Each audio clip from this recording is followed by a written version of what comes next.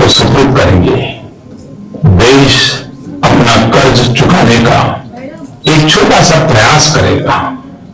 दिल्ली के दूर यानी वो जगह जहां पर इंडिया गेट और अमर जवान ज्योति मौजूद है, बस उसके ठीक नजदीक में यह एक नया स्मारक बनाया गया है। मुझे विश्वास है कि देशवासियों के लिए राष्ट्रीय सैनिक स्मारक जाना किसी तीर्थ स्थल जाने के समान होगा। राष्ट्रीय सैनिक स्मारक स्वतंत्रता के बाद सर्वोच्च बलिदान देने वाले जवानों के प्रति राष्ट्रीय कृतज्ञता का प्रतीक है। स्मारक का डिजाइन हमारे अमर सैनिकों के अदम्य साहस को प्रदर्शित करता है। राष्ट्रीय सैनिक स्मारक का कॉन्सेप्ट 4 कोसेंट्रिक सर्कल्स यानी 4 चक्रों पर केंद्रित है, जहां एक सैनिक के जन्म से लेकर शहादत तक की यात्रा का चित्रण है। अमर चक्र की लौ शहीद सैनिक की अमरता का प्रतीक है। दूसरा सर्किल वीरता चक्र का है, जो सैनिकों के साहस और बहादुरी को प्रदर्शित करता है। एक ऐसी गैलरी है जहां दीवारों पर सैनिकों की बहादुरी के कारनामों को उकेरा गया है। इसके बाद त्याग चक्र है। यह सर्किल सैनिकों के बलिदान को प्रदर्शित करता है। इसमें देश के लिए सर्वोच्च बलिदान देने वाले सैनिकों के नाम स्वर्ण अक्षरों में लिखे गए हैं। इसके बाद रक्षक चक्र सुरक्षा को प्रदर्शित करता है। इस सर्किल में घने पेड़ों की पंक्ति है। ये पेड़ सैनिकों के प्रतीक है और देश के नागरिकों को यह विश्वास दिलाते हुए संदेश दे रहे हैं कि हर पहर सैनिक सीमा पर तैनात है और देशवासी सुरक्षित है। कुल मिलाकर देखें तो राष्ट्रीय सैनिक स्मारक की पहचान एक ऐसे स्थान के रूप में बनेगी जहां लोग देश के महान शहीदों के बारे में जानकारी लेने, अपनी कृतज्ञता प्रकट करने, उन पर शोध करने के उद्देश्य से आएंगे। यह उन बलिदानियों की कहानी है जिन्होंने देश के लिए अपने प्राण न्यौछावर कर दिए ताकि हम जीवित रह सके, ताकि देश सुरक्षित रहे और विकास कर सके। देश के विकास में हमारे सशस्त्र बलों, पुलिस और अर्धसैनिक बलों के महान योगदान को शब्दों में अभिव्यक्त करना संभव नहीं है। पिछले साल अक्टूबर में मुझे नेशनल पुलिस मेमोरियल को भी देश को समर्पित करने का सौभाग्य मिला था। वह भी हमारे उस विचार का प्रतिबिंब था जिसके तहत हम मानते हैं कि देश को उन पुरुष और महिला पुलिसकर्मियों के प्रति कृतज्ञ होना चाहिए जो अनवरत हमारी सुरक्षा में जुटे रहते हैं। मैं आशा करता हूं कि आप राष्ट्रीय सैनिक स्मारक और नेशनल पुलिस मेमोरियल को देखने जरूर जाएंगे। आप जब भी जाएं, वहां ली गई अपनी तस्वीरों को सोशल मीडिया पर अवश्य शेयर करें ताकि दूसरे लोगों को भी इससे प्रेरणा मिले और वे भी इस पवित्र स्थल, इस मेमोरियल को देखने के लिए उत्सुक हो। बड़े प्यारे देशवासियों, मन की बात के लिए आपके हजारों पत्र और कमेंट मुझे अलग अलग माध्यमों से पढ़ने को मिलते रहते हैं। इस बार जब मैं आपके कमेंट पढ़ रहा था तब मुझे आतिश मुखोपाध्याय जी की एक बहुत ही रोचक टिप्पणी मेरे ध्यान में आई। उन्होंने लिखा है कि वर्ष 1900 में 3 मार्च को अंग्रेजों ने बिरसा मुंडा को गिरफ्तार किया था। तब उनकी उम्र सिर्फ 25 साल की थी। यह संयोग ही है कि 3 मार्च को ही जमशेदजी टाटा की जयंती हुई है। और वे आगे लिखते हैं कि दोनों व्यक्तित्व पूरी तरह से 2 अलग अलग पारिवारिक पृष्ठभूमि से हैं जिन्होंने झारखंड की विरासत और इतिहास को समृद्ध किया। मन की बात में बिरसा मुंडा और जमशेदजी टाटा को श्रद्धांजलि देने का एक प्रकार से झारखंड के गौरवशाली इतिहास और विरासत को नमन करने जैसा है। आतिश जी, मैं आपसे सहमत हूं कि 2 महान विभूतियों ने झारखंड का नहीं पूरे देश का नाम बढ़ाया है। पूरा देश उनके योगदान के लिए कृतज्ञ है। आज अगर हमारे नौजवानों को मार्गदर्शन के लिए किसी प्रेरणादायी व्यक्तित्व की जरूरत है तो वह है भगवान बिरसा मुंडा। अंग्रेजों ने छिपकर बड़ी ही चालाकी से उन्हें उस वक्त पकड़ा था जब वे सो रहे थे। क्या आप जानते हैं कि उन्होंने ऐसी कायरतापूर्ण कार्रवाई का सहारा क्यों लिया? क्योंकि इतना बड़ा साम्राज्य खड़ा करने वाले अंग्रेज भी उनसे भयभीत रहते थे। भगवान बिरसा मुंडा ने सिर्फ अपने पारंपरिक तीर कमान से ही बंदूक और तोपों से लैस अंग्रेजी शासन को हिलाकर रख दिया था। दरअसल जब लोगों को एक प्रेरणादायी नेतृत्व मिलता है तो फिर हथियारों की शक्ति पर लोगों की सामूहिक इच्छा शक्ति भारी पड़ती है। भगवान बिरसा मुंडा ने अंग्रेजों से न केवल राजनीतिक आजादी के लिए संघर्ष किया बल्कि आदिवासियों के सामाजिक और आर्थिक अधिकारों के लिए भी लड़ाई लड़ी। अपने छोटे से जीवन में उन्होंने यह सब कर दिखाया। वंचितों और शोषितों के अंधेरे से भरे जीवन में सूरज की तरह चमक बिखेरी।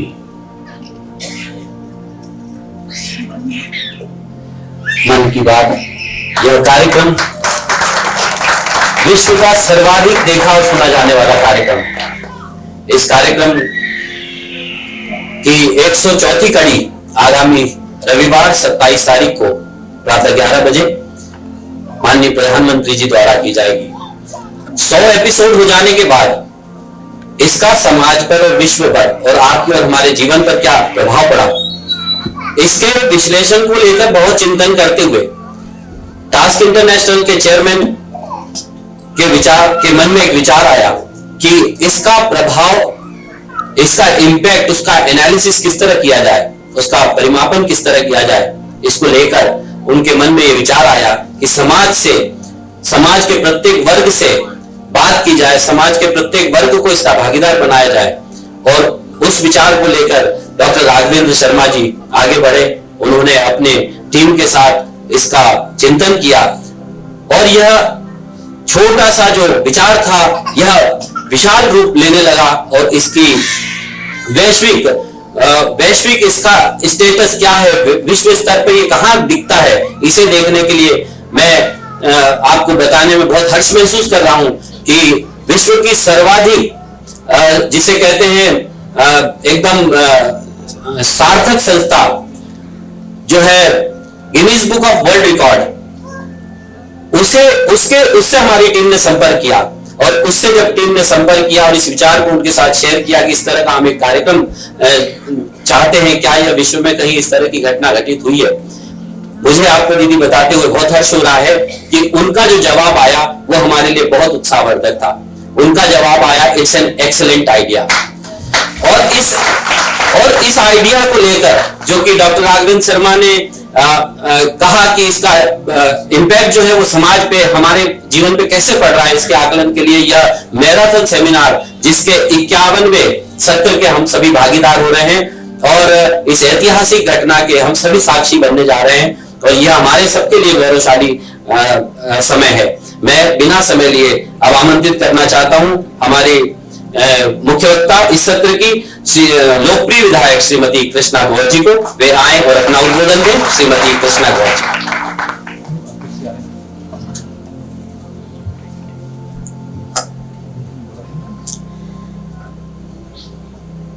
धन्यवाद। मन की बात मैराथन सेमिनार नॉट आउट, 100 घंटे, 100 वक्ता और 100 संकल्प, एक ऐसा कार्यक्रम जिसके बारे में शायद कोई कल्पना भी नहीं कर सकता, उसको मूर्त रूप देने का काम task international public policy research के माध्यम से आदरणीय डॉक्टर राघवेंद्र शर्मा जी ने शुरुआत की और निश्चित रूप से आज उसका एक हिस्सा बनने का सौभाग्य हमें भी दिया। आज के इस अवसर पर मंच पर उपस्थित आदरणीय डॉक्टर वेद प्रकाश जी, आदरणीय डॉक्टर राघवेंद्र शर्मा जी और सभागृह में उपस्थित सभी मेरी मातृशक्तियां, युवा साथियों, गणमान्य नागरिक बंधुओं, सबसे पहले तो मैं task international public policy research को हृदय से बहुत साधुवाद देती हूँ, और इसलिए क्योंकि हम मानते हैं कि देश भर की हजारों चिट्ठियां, लाखों संदेशों को प्रधानमंत्री श्री नरेंद्र मोदी जी के इस मन की बात कार्यक्रम के माध्यम से एक प्लेटफॉर्म मिला, लोगों के बीच में अपनी बात को रखने का, देश भर के कोने कोने में इस कार्यक्रम के माध्यम से अपने कामों को पहुंचाने का। और इसलिए एक अच्छा कार्यक्रम जब लोगों के सामने आता है तो स्वाभाविक रूप से उसको लोकप्रियता मिलती है। प्रधानमंत्री श्री नरेंद्र मोदी जी के मन की बात का यह कार्यक्रम वास्तव में भारत के कोटि कोटि जन की भावना का प्रकटीकरण है। यह एक एक भारतीय के मन की बात है, और जैसा हम सभी को विदित है कि देश के इतिहास में यह पहला ऐसा कार्यक्रम है जो इस प्रकार से देश के प्रधानमंत्री रेडियो के माध्यम से अपने मन की बात, लोगों के मन की बात एक दूसरे से साझा करने का काम रेडियो के माध्यम से कर रहे हैं। इसलिए आज हम ये कह सकते हैं कि 2014 में जब ये प्रारंभ हुआ, उस दिन विजयादशमी का पावन पर्व था, और विजयादशमी का पर्व बुराई पर अच्छाई की विजय का पर्व होता है। और मन की बात का यह कार्यक्रम भारतवासियों की सकारात्मकता का एक अनोखा पर्व बन गया। एक ऐसा पर्व जिसका इंतजार हर महीने देश के लोगों को होता है। यह एक ऐसा कार्यक्रम है जहां पर पॉजिटिविटी को सेलिब्रेट किया जाता है, जहां पब्लिक पार्टिसिपेशन को सेलिब्रेट किया जाता है, और वास्तव में हर मन की बात में जिन विषयों का उल्लेख होता है वो एक आंदोलन बन जाते हैं। किस प्रकार से हमने देखा कि प्रधानमंत्री श्री नरेंद्र मोदी जी मन की बात कार्यक्रम के माध्यम से देश के कोने कोने में देश के लिए समर्पित भाव से काम करने वाले लोग, समाज सेवा कर रहे लोग, जिनको कोई प्रचार प्रसार की दरकार नहीं है, एक ही प्रण, एक ही संकल्प कि हमें इस देश की माटी के प्रति अपने कर्ज को चुकाना है, इस देश के प्रति अपनी जिम्मेदारियों का निर्वहन करना है। और इस दृष्टि से बिना प्रचार प्रसार किए वो सतत भारत माता की सेवा में लगे हुए हैं। लेकिन एक देश का प्रधानमंत्री जब इतनी बड़ी सोच के साथ काम करने निकला है तो स्वाभाविक रूप से देश के कोने में निस्वार्थ भाव से काम कर रहे उस व्यक्ति की, उस संस्था की समाज सेवा को, देश सेवा को वो कैसे भूल सकते हैं। और इसीलिए मन की बात कार्यक्रम के माध्यम से हमारे हजारों लाखों लोगों के उन कामों को जन जन तक पहुंचाने का माध्यम इस कार्यक्रम को बनाने का काम किया है। हम सब ने देखा, हम लगातार मन की बात जोड़ते हैं किस प्रकार से प्रधानमंत्री जी जिन विषयों को लेकर आते हैं, हम कल्पना भी नहीं कर सकते कि ऐसा बड़ा काम भी हो सकता है। तो वही छोटे छोटे काम एक दिन बड़ा स्वरूप धारण कर लेते हैं। और निश्चित रूप से मैंने कहा कि मन की बात में जिन विषयों का उल्लेख किया गया वो एक आंदोलन बनकर सामने आई। बेटी बचाओ बेटी पढ़ाओ, इसका उल्लेख माननीय प्रधानमंत्री जी ने किया था और बताया था कि किस प्रकार से इस दिशा में एक व्यक्ति ने बीड़ा उठाया, सेल्फी विद डॉटर, और पूरे देश में एक आंदोलन बन गया। सिर्फ फोटो खिंचाना उसका मकसद नहीं था, उद्देश्य नहीं था। हमारे लिए, हमारे परिवार के लिए, हमारे समाज के लिए और देश के लिए हमारी बेटियों का क्या महत्व है ये जन जन तक पहुंचाना था। और यही कारण है कि चाहे बेटी बचाओ बेटी पढ़ाओ की बात हो, चाहे प्रकृति संरक्षण की बात हो,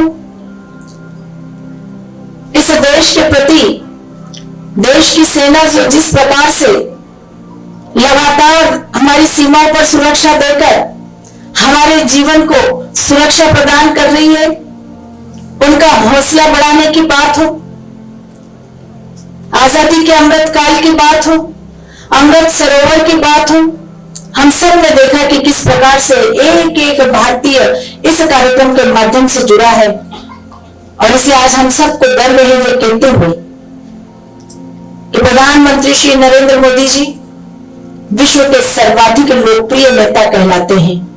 ये प्रत्येक भारतवासी के लिए बहुत बड़े गर्व और गौरव की बात है। और ये प्रमाण मात्र हिंदुस्तान की जनता ने उन्हें नहीं दिया, बल्कि विश्व की बहुत ही लोकप्रिय, चर्चित और प्रसिद्ध संस्था द मॉर्निंग कंसल्ट ने पूरी दुनिया में सर्वे के आधार पर कहा। और इसीलिए आज गर्व के साथ हम ये कहते हैं कि स्वतंत्र भारत के इतिहास में यह पहला ऐसा अवसर है जब हमारे नेतृत्व को विश्व स्तर पर वैश्विक प्रतिष्ठा प्राप्त हुई है। हमारा रोम रोम पुलकित है यह कहते हुए कि प्रधानमंत्री श्री नरेंद्र मोदी भारत के ढाल पर वह दिव्य तिलक है जिनसे देश का जन जन अपने आप को गौरवान्वित महसूस करता है। आज पूरे देश में एक सुरक्षा का माहौल है,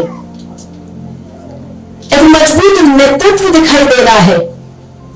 और सभी ने यह देखा कि आजादी का अमृत काल जब हम मना रहे हैं तो इस देश की जनता को आजादी के 75 वर्षों के बाद यह एहसास हुआ कि कोई सरकार राष्ट्रवाद की भावना से काम करने के लिए आई है। प्रधानमंत्री श्री नरेंद्र मोदी जी का 9 वर्ष का कार्यकाल हम उठाकर देखें, भारत के 140 करोड़ नागरिकों के मन में बहुत बड़ा विश्वास पैदा करने का काम उन्होंने किया। अपने कृतित्व से यह साबित कर दिया कि उनके जीवन का क्षण क्षण और शरीर का कण कण भारत माता की सेवा और राष्ट्र के गौरव गान के लिए समर्पित है। असंभव को संभव बनाकर यथार्थ के धरातल पर उतारने की उनकी क्षमता, अपनी दूरदृष्टि से राष्ट्र की उन्नति के लिए लिए गए उनके निर्णय, हर पल जन कल्याण की चिंता और देश को आत्मनिर्भर बनाने के उनके संकल्प ने उन्हें जन जन का लाडला बना दिया।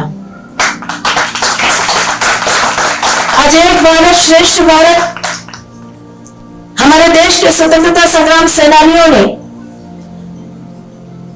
जो सपना देखा था उस सपने को साकार करने का काम प्रधानमंत्री श्री नरेंद्र मोदी जी के नेतृत्व में हो रहा है। अभी हमने देखा मन की बात में कि किस प्रकार देश को आजादी दिलाने वाले हमारे उन भारत माता के महान सपूतों की स्मृति में एक भव्य और दिव्य स्मारक बना। और न केवल स्मारक बना बल्कि एक एक हमारे स्वतंत्रता संग्राम सेनानियों के नाम वहां पर अंकित किए हैं ताकि आने वाली पीढ़ियां देश की आजादी के लिए उनके द्वारा दिए गए योगदान को देखें, समझे और यह महसूस करें कि आजादी, जिस आजादी की खुली हवा में हम सांस ले रहे हैं, यह आसानी से नहीं मिली है। यह हमारे देश के इन महान सपूतों के जीवन के बलिदान के बाद हमें मिली है और इसकी कीमत वो समझे। ऐसे अनेकों काम जिनके बारे में शायद हम कभी समझ भी नहीं सकते थे, कभी जान भी नहीं सकते थे, मन की बात कार्यक्रम शुरू होने के बाद लगातार हमारे संज्ञान में आए। और वास्तव में हम सबको लगता है कि जिस प्रकार से प्रधानमंत्री जी इस देश को नेतृत्व दे रहे हैं, जो विश्वास उनके प्रति इस देश की जनता का है वो अटूट विश्वास है। एक प्रधानमंत्री जी की सिर्फ यही जिम्मेदारी नहीं होती कि वो ज्यादा से ज्यादा विकास कराए, एक प्रधानमंत्री जी की जिम्मेदारी यह भी होती है कि उस विकास का उपयोग करने वाली जनता का भी कल्याण हो।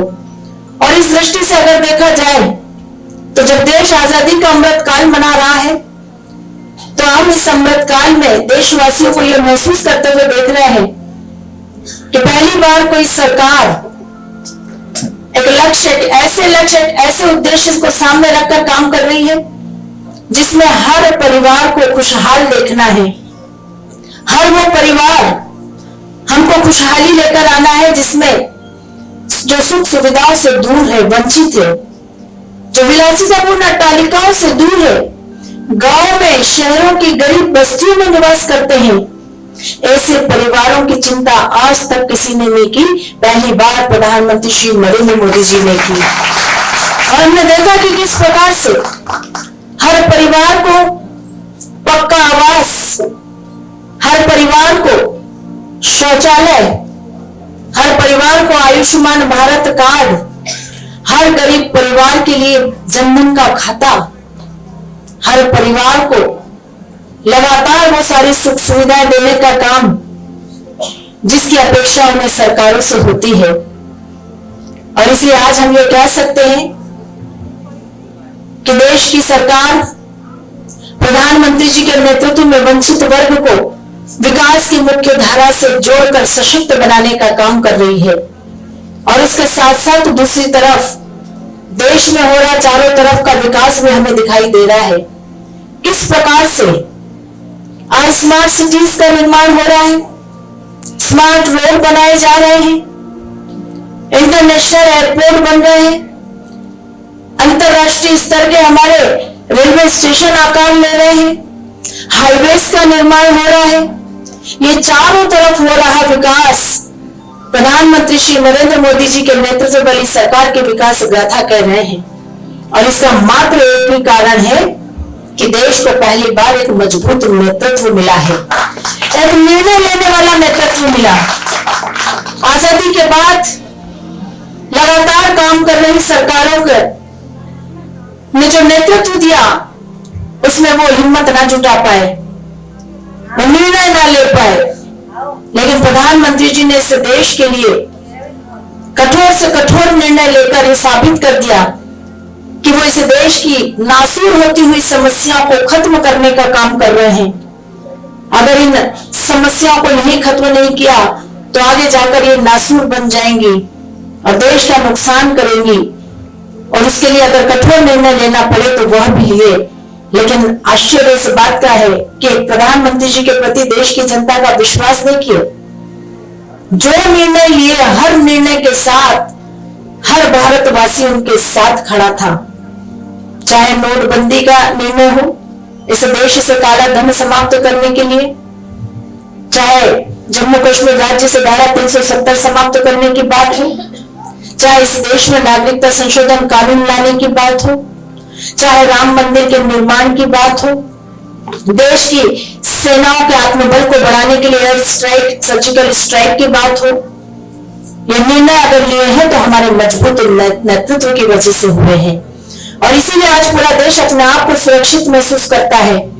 और जिस प्रकार से प्रधानमंत्री जी के नेतृत्व में देश निरंतर प्रगति के पथ पर आगे बढ़ रहा है।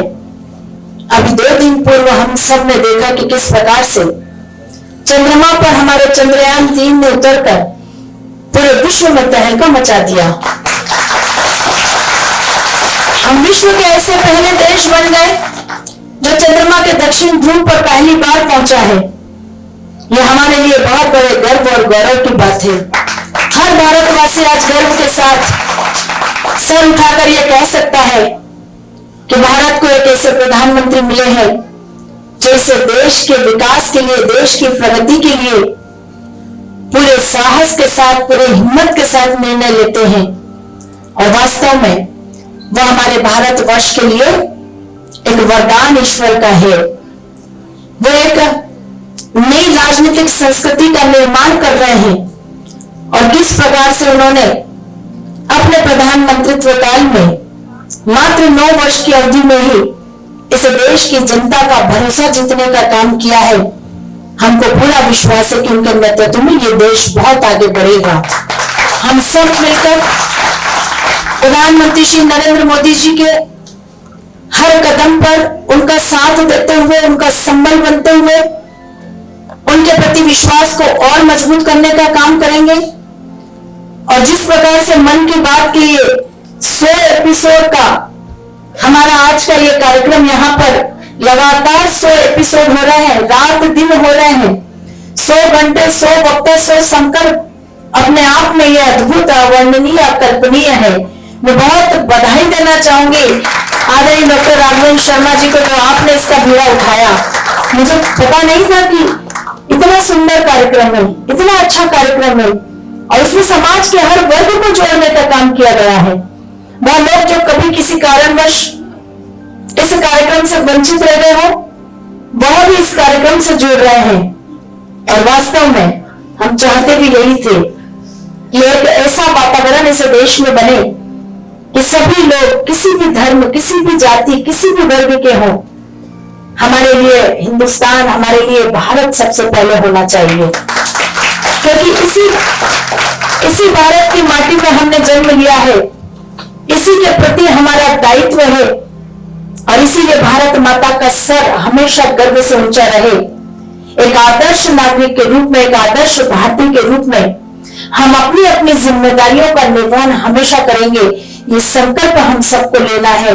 यही हमारे देश के स्वतंत्रता संग्राम सेनानियों के प्रति हमारी सच्ची श्रद्धांजलि होगी, और यही हमारे देश के प्रधानमंत्री जी के प्रति हमारा बहुत बड़ा विश्वास होगा। आज के इस अवसर पर मैं एक बार पुनः cast international public research policy research को बहुत बधाई देती हूँ। आपने बहुत अच्छी शुरुआत ये की है, और इस शुरुआत के कारण बहुत सारे लोग समाज के इस कार्यक्रम से जुड़कर इस मन की बात कार्यक्रम से कनेक्ट हुए हैं। स्वाभाविक रूप से आने वाले समय में इसके बहुत अच्छे परिणाम भविष्य में हम सबको दिखाई देंगे। बहुत बहुत धन्यवाद। जय हिंद। बहुत बहुत धन्यवाद दीदी। मैं अब आमंत्रित करूंगा डॉक्टर वेद प्रकाश जी को कि वे आए अध्यक्षीय उद्बोधन दें। डॉक्टर वेद प्रकाश जी। डॉक्टर वेद प्रकाश जी का मैं एक छोटा सा आपको परिचय देना चाहता हूं। आपके द्वारा नया भारत, समृद्ध भारत, जल जीवन और संकल्प राष्ट्र निर्माण का, प्रधानमंत्री जी के मन की बात का यह विश्लेषण, इस तरह की 12 पुस्तकें आपके द्वारा लिखी गई हैं। 250 से ज्यादा लेख आपके प्रकाशित हुए हैं, और आप किरोड़ीमल कॉलेज, दिल्ली यूनिवर्सिटी के assistant professor Shri doctor Ved Prakash.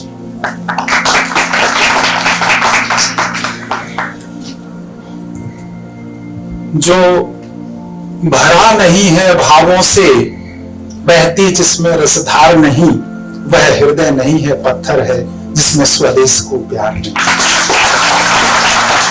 चंद्रमा की सतह पर किसान नहीं उतरा, मजदूर नहीं उतरा, वेद प्रकाश नहीं उतरा, राघवेंद्र जी नहीं उतरे, हिंदू नहीं उतरा, मुस्लिम नहीं उतरा, वहां पर उतरा है तो भारत उतरा है। इसके लिए यही भारत की ताकत है, यही मन की बात का संदेश है। मैं प्रणाम करता हूं इस भूमि को, क्योंकि मैं पहली बार भोपाल आया हूं। मेरा सौभाग्य है इस पूरे प्रदेश को देखने का। मैं बहुत प्रसन्न हूं। जिस प्रदेश में मां पीताम्बरा है, जिस प्रदेश में साक्षात और नरेश प्रभु श्री राम है, जहां साक्षात महाकाल विराजमान है, और जहां मां नर्मदा है, जो सबकी है। मैं नमन करता हूं इस भूमि को, और मैं नमन करता हूं टास्क इंटरनेशनल को, भाई राघवेंद्र जी को, जिन्होंने ये संकल्पना और संकल्प लिया। क्योंकि कहना आसान है, करना बहुत मुश्किल है। करना बहुत मुश्किल होता है, कहना बहुत आसान है। मेरे मन में भी आदमी बहन जी यही जिज्ञासा थी कि 100 घंटे 100 वक्ता, और उसके आगे के 100 वक्ता सब अलग अलग होंगे, यानी 10,000 लोग प्रत्यक्ष रूप से इस कार्यक्रम में होंगे। मेरी यह जिज्ञासा थी। मैंने निवेदन किया कि मैं इस कार्यक्रम में कैसे शामिल हो सकता हूं, मेरी बड़ी इच्छा है इस कार्यक्रम में।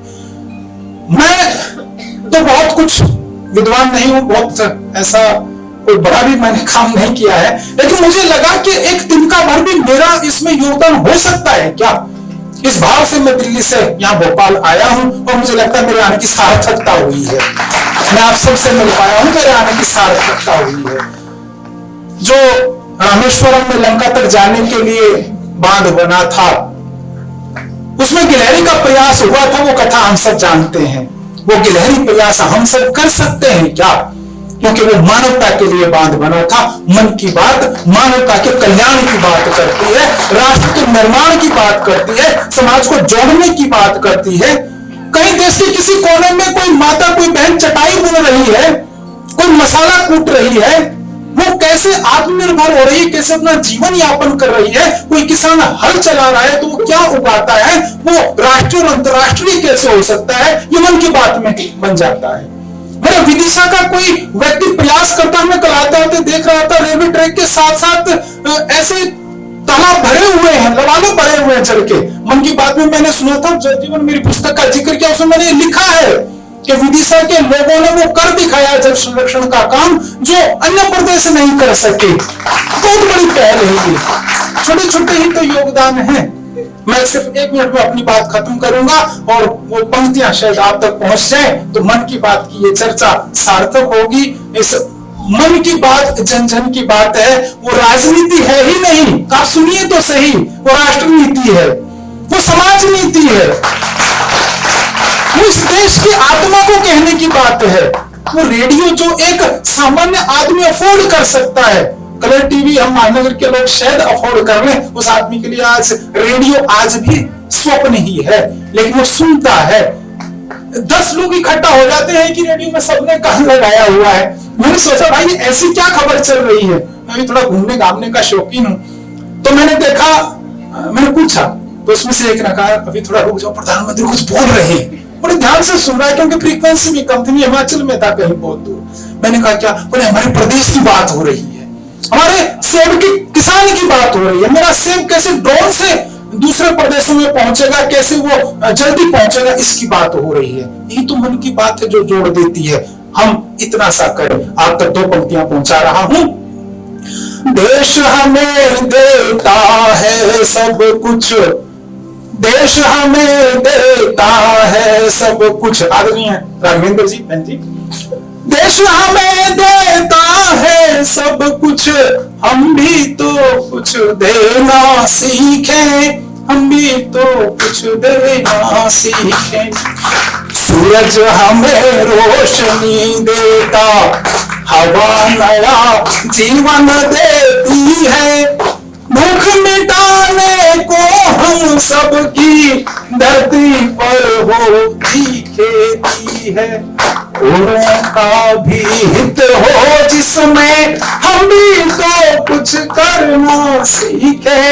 देश हमें देता है सब कुछ, हम भी तो कुछ देना सीखे। बहुत बहुत आभार, बहुत बहुत बधाई टास्क इंटरनेशनल को, प्रधानमंत्री के मन की बात को आप वैश्विक बना रहे हैं और आपकी भूमिका केवल इतनी नहीं है। भोपाल में इस देवभूमि में, देवभूमि हिमाचल बोला जाता है, पर्वतीय प्रदेशों को बोला जाता है, लेकिन मैं कल से ये महसूस कर रहा हूं कि मध्य प्रदेश, भोपाल का ये पूरा क्षेत्र देवभूमि है, मध्य प्रदेश है, पूरे देश को जोड़ने वाला प्रदेश है। आप वैश्विक हो रहे हैं, पूरा विश्व आपके इस रिकॉर्ड को देख रहा है और हम साक्षी हैं। मैं बहुत आभार व्यक्त करता हूं और हम बहुत सौभाग्यशाली हैं कि हम एक ऐसे भारत में जी रहे हैं जो चांद पर आपको लेकर जा चुका है और पूरा विश्व हमारा लोहा मानेगा, हम भारतीयों का लोहा मानेगा। भारत माता की, भारत माता की, वंदे वंदे, जय भारत माता। बहुत बहुत धन्यवाद डॉक्टर वेद प्रकाश जी। कार्यक्रम के इस अंतिम चरण में हमारे बीच उपस्थित अतिथियों को हमारी संस्था की ओर से स्मृति चिन्ह भेंट करने के लिए मैं आमंत्रित कर रहा हूं कौसर तस्नीम को। कौसर तस्नीम आए और हमारी विधायक श्रीमती कृष्णा गौर जी को स्मृति चिन्ह गोल्डन पेन भेंट करें और साथ ही डॉक्टर राघवेंद्र शर्मा जी द्वारा लिखित मन की बात पुस्तक भी उन्हें भेंट करें।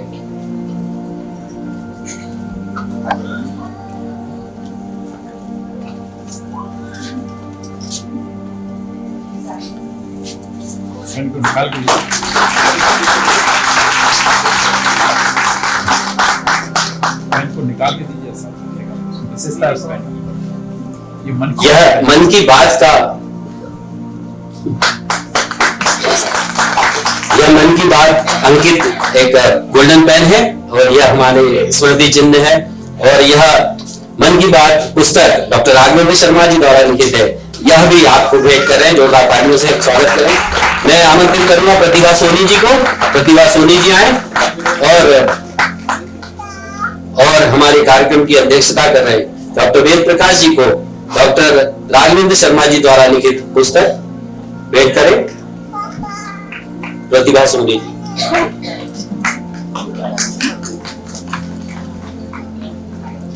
कार्यक्रम की पंचलाइन आप देख रहे हैं, 100 घंटे 100 वक्ता और 100 संकल्प। अनूठा कार्यक्रम, प्रत्येक सत्र का एक संकल्प है। उस संकल्प को आपके साथ उस शपथ को लेने के लिए मैं आमंत्रित करूंगा। इस कार्यक्रम के विचार के जनक डॉक्टर राघवेंद्र शर्मा जी को कि वे आए और इस सत्र की शपथ दिलाएं और अपना वक्तव्य भी दें।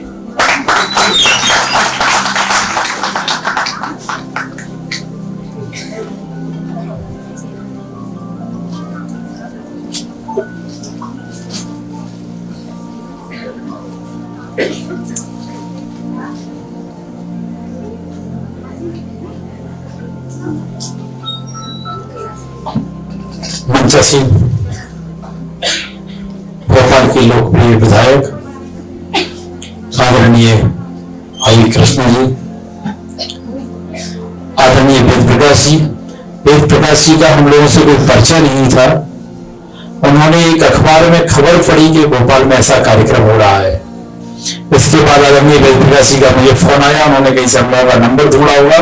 उन्होंने कहा कि वो राघवेंद्र जी, मैं इस कार्यक्रम में आना चाहता हूं। मैंने पूछा सर आप क्या करते हैं, कहां से हैं? तो उन्होंने बोला मैं दिल्ली में प्रोफेसर हूं। तो मुझे लगा कि प्रोफेसर साहब अगर किसी सेमिनार में आते हैं तो सबसे पहले वो कहेंगे हमारा एयर फेयर क्या होगा, दूसरा प्रश्न होगा कि हमारे लिए कौन सा होटल होगा रुकने के लिए। तो मैंने कहा डॉक्टर साहब मैं क्षमा प्रार्थी हूं, ये कार्यक्रम हम बहुत सीमित संसाधनों से करते हैं, इसलिए हम आपको बुलाने में हमारी सामर्थ्य नहीं है। हमारे साथ ये समस्या है, आप क्या कहना है? तो मैंने कहा डॉक्टर साहब मैं केवल कार्यक्रम में आना चाहता हूं, बाकी तो मुझे ऐसा लगेगा कि इस कार्यक्रम में मुझे आने का, अगर मैं अपने विचार आपके बीच में रख पाऊंगा तो उस विचार में मेरी आहुति होगी। मैं तो केवल आने की इच्छा व्यक्त कर रहा हूँ, बाकी मुझे आपसे ऐसे कोई सहयोग नहीं चाहिए। तो हमने कहा कि डॉक्टर साहब आ सकते हैं, आपका स्वागत है। लेकिन आने के बाद हम लोगों को ऐसा लग रहा है जैसे हम लोगों के पालक के रूप में वो आ गए हमारे बीच में।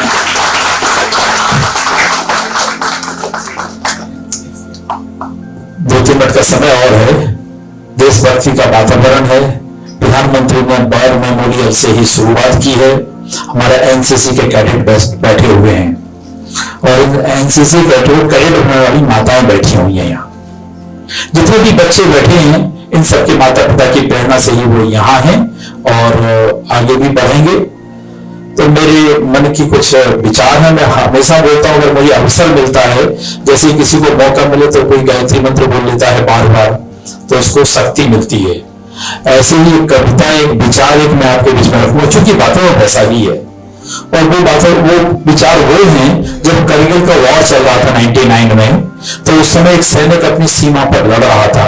मैं मानता हूं हमारी बेटी बैठी है, हमारे बच्चे बैठे हैं, ऐसा ही कोई बेटा बेटी सैनिक वहां पर सीमा पर लड़ रहा था। और जब वो लड़ रहा था तो उसके मन में आप कल्पना कर सकते हैं क्या विचार आते होंगे। एक ही मात्र विचार रहता होगा कि प्राण रहे, ये शरीर रहे या ना रहे, लेकिन मेरा भारत रहना चाहिए। मेरे भारत के ऊपर कोई भी व्यक्ति उंगली नहीं उठा सके, इस पवित्र भूमि पर कोई भी अपने नापाक पैर ना रख सके। जो इस भारत को भारत नहीं मानता है, जो इस भारत को बर्बाद करने के बारे में सोचता है, उसको एक क्षण भी इस पृथ्वी पर ना रह सके। ऐसे विदेशियों को हम कैसे लड़ सकते हैं? युद्ध बहुत कठिन था। जो दुश्मन था वो पहले ही हजारों फीट ऊपर बड़ी बड़ी तोपें आर्टिलरी रख के बैठा था। आप कल्पना करो, 18,000 फीट पर ऊंचे बंदूक से निशाना लगा के तोप लेकर के बैठा है। यह हमारी सेना, हमारे देश को पता चला, हमारे देश की सेना के लोगों ने कहा कि हमारे हिस्से पर कुछ लोगों ने कब्जा कर लिया है। तो हमारे सैनिकों में चर्चा हुई, सेना में बात हुई कि हमें इसको छुड़ाना है। अब लग रहा था कि छुड़ाएंगे कैसे? दुनिया की नजर थी। दुनिया का एक सबसे बड़ा अखबार है, वो शायद रसिया से कहीं से निकलता है, मुझे नाम तो उसका ध्यान नहीं आ रहा, ब्लिज ऐसा कुछ नाम होता है। उसकी एक हेडिंग थी कि इस वॉर को कैसे जीता जाएगा, उस वॉर को कौन लड़ेगा। फिर किसी ने बोला कि नहीं, इजराइल एक ऐसा देश है दुनिया में जो इस वॉर को लड़ने के बारे में सोच सकता है। जीतेगा कि नहीं जीतेगा ये नहीं मालूम है, क्योंकि इजराइल की सेना ऐसी है कि एक नागरिक के लिए वो दुनिया में कहीं भी जाना पड़े, अपने उनके नागरिक के साथ कुछ गलत हुआ है, किसी नागरिक की हत्या करके उसका बदला लेके आते हैं वो। किसी ने कहा अमेरिका की सेना भी लड़ने का सोच सकते हैं, टेक्नोलॉजी बहुत है। लेकिन लोग बोलते थे कि भारत क्या करेगा, भारत के पास तो कुछ है ही नहीं। तो वो पंक्ति आती है कि हौसलों से उड़ान नहीं होती, पंखों से उड़ान नहीं होती, हौसलों से उड़ान होती है। तो भारत के सैनिकों को जैसे पता चला, मैं एक सैनिक के बारे में 2 मिनट के लिए बताना चाहूंगा। उनका नाम योगेंद्र यादव है। कुछ दिन पहले भोपाल में हमने बुलाया था। उसकी उम्र उसमें 19 वर्ष की थी। ये बात है 16-17 मई की। 5 मई को उस 19 साल के लड़के की शादी हुई थी। वो छुट्टी पर था, लेकिन जब उसको ये लगा कि उसकी जो पलटन है उसको युद्ध के लिए बोला गया है, तो उसने बोला कि छुट्टी कैंसिल, और सीधा अपने हेडक्वार्टर जाके पहुंचा कि सर मुझे युद्ध के लिए जाना है और मुझे बताइए क्या मेरी क्या ड्यूटी है। उसके सीओ ने कहा, बेटा तुम्हारी भी 5 तारीख को शादी हुई है और आज 19 तारीख को तुम यहां खड़े हो, अभी तुम्हारी छुट्टी है, तो अपने परिवार के साथ रहिए, अपने जीवन को आगे बढ़ाइए। तुम्हें ईश्वर और प्रकृति ने जिस काम को सोचा अपने परिवार के लिए सोचिए, वो काम करें। उसने कहा, नहीं सर, मैं इसके लिए थोड़ी सैनिक बना हूं, भारत माता का कर्ज उतारने का अवसर ईश्वर ने मुझे दिया है, मैंने इसके लिए जन्म लिया था। मेरी मां ने मुझे जन्म दिया था, इसके लिए नहीं दिया था कि मैं और लोगों की तरह भी संपत्ति बढ़ाता रहूं। मेरी मां ने इसलिए जन्म दिया है कि जब भारत माता संकट में हो तो मेरा पुत्र उस तोप के सामने अपना सीना लगा करके तोप के मुंह को मोड़ सकता है। वो सैनिक को बोला गया, वो युद्ध में गया और बहुत बड़ी कहानी है। उसको 18 गोलियां लगी हैं, लेकिन इसके बाद भी वो जिंदा है। उसको परमवीर चक्र मिला है। मैं ऐसे ही किसी परिवार ने करगिल की सीमा पर, टोल की पहाड़ी पर 18,000 फीट पर दुश्मन को नेस्तनाबूद करते हुए अपने बेटे को चिट्ठी लिखी है। वो मानता हूं आप जैसे ही कोई मां है, हमारे सामने बैठे हुए एनसीसी ऐसा कोई कैडेट, वो सैनिक है। वो पत्र है, 3 मिनट का है, मैं उसको आपको सुनाना चाहूंगा। अम्मा ने खत लिखा है, अम्मा ने खत लिखा है चाव से, पुत्र मेरा दूध न ले जाना, 1 इंच पीछे मत हटना, चाहे इंच इंच कट जाना। वो मां, अगर बच्चे को थोड़ी सी चोट लग जाए तो मां का हृदय फटने लगता है। बच्चे को अगर हिचकी आ जाए, जैसे मैंने अभी मां के बारे में बोला था कि मां हिचकी है, बच्चे को हिचकी आए तो मां समझ लेती क्या समस्या है। वो हिचकी आने से पहले पानी का गिलास लेके सामने खड़ी हो जाती है। वो मां क्या बोलती है, पुत्र मेरा दूध न ले जाना, 1 इंच पीछे मत हटना, चाहे इंच इंच कट जाना। घर परिवार कुशल है मुन्ने, गांव गली में मंगल है, द्रास और करगिल की घटना से कदम कदम पर हलचल है।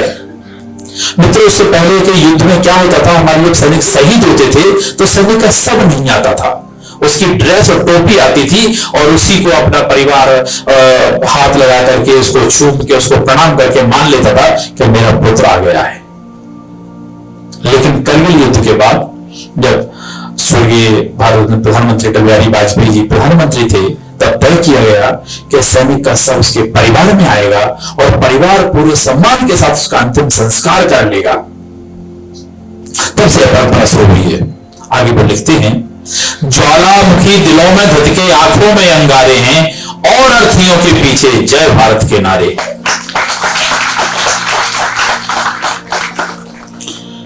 यह केवल खत नहीं लाडले, घर भर का संदेश समझ, एक एक अक्षर के पीछे तेरा पूरा देश समझ। धवल बर्फ की चादर पर तुम, धवल बर्फ की चादर पर तुम, लहू से वंदे मातरम लिखाना, 1 इंच पीछे मत हटना, चाहे इंच इंच कट जाना। छोटी बहन है, राखी का समय आ गया है, मुझे लगता है यही महीना होगा। अभी प्रधानमंत्री ने रक्षाबंधन की चर्चा भी की है। अब छोटी बहन की बड़ी इच्छा है कि भाई को राखी बांधना है। कैसे बांधे, भाई तो सीमा पर लड़ रहा है। तो वो कहते हैं, छुटकी ने राखी रख दी है इसमें बड़े गुरूर से, और बहू ने वंदे मातरम लिखा है सिंदूर से। मेरे पोते ने चूमा है, मेरे पोते ने चूमा है इसको बड़े दुलार से, इसीलिए खत महक रहा है कस्तूरी महकार सा। दुनिया की सबसे बड़ी सुगंध होगी वो, दुनिया की सारी सुगंध फीकी हो जाती है उसके सामने, जिस बच्चे ने अपने पिता को पत्र लिखते उस पत्र को चूमा होगा, उस पत्र को अपना पिता कह के संबोधित किया होगा। ये सब चल रहा था, लिख रहे थे, माँ है 75 साल की उम्र है, बेटा सेना में लड़ने गया है, घर में बहू है, पोते हैं, हर रोज घटना आती है कि वो शहीद हो गया, उसका शव आया है। माँ के मन में क्या गुजरता होगा। लेकिन वो वीर माँ बोलती है, इतना सब होते हुए मेरी भी बूढ़ी छाती में दूध उतर आया बेटे, और गोंद की जगह उसी से इस खत को मैंने चिपकाया बेटे। तेरे बापू लिखवाते हैं। वो 75-80 साल का पिता क्या बोलता है? वो ये नहीं बोलता कि बेटा तू मेरे बुढ़ापे का सहारा है, तू मेरी लाठी है, तू नहीं होगा तो मेरा क्या होगा। वो कहते हैं तेरे बापू लिखवाते हैं, गोली पीठ पर मत खाना। सीने पर गोली खाने के लिए बोलते हैं, गोली पीठ पर मत खाना, 1 इंच पीछे मत रखना, चाहे इंच इंच कट जाना।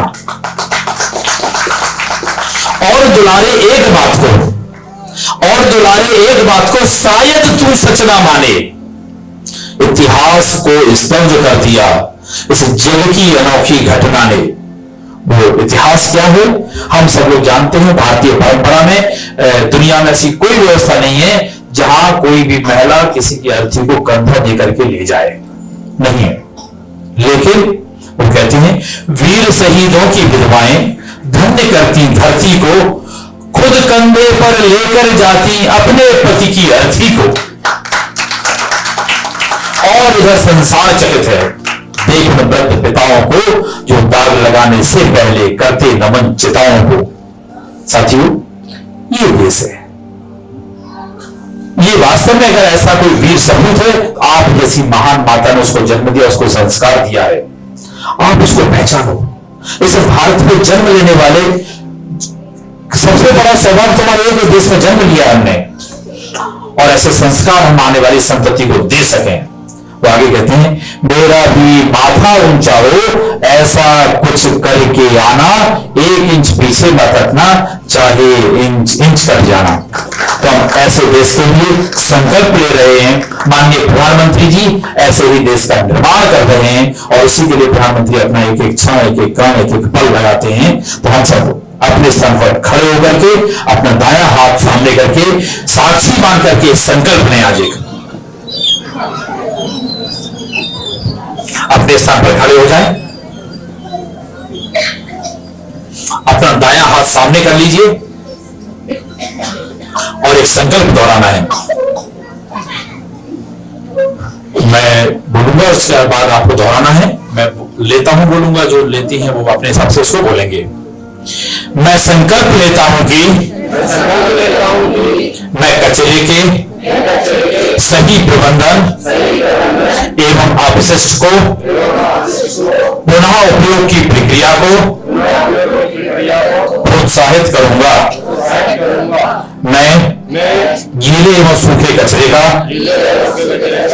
निर्देशानुसार संग्रहण और निष्पादन सुनिश्चित करूंगा। यह कार्य स्वच्छ भारत के निर्माण में, स्वच्छ संस्कारों के निर्माण में मेरी राष्ट्र के प्रति सर्वाधिक लोकप्रिय भक्ति होगी। भारत माता की, भारत माता की। बहुत बहुत धन्यवाद, बहुत बहुत आभार।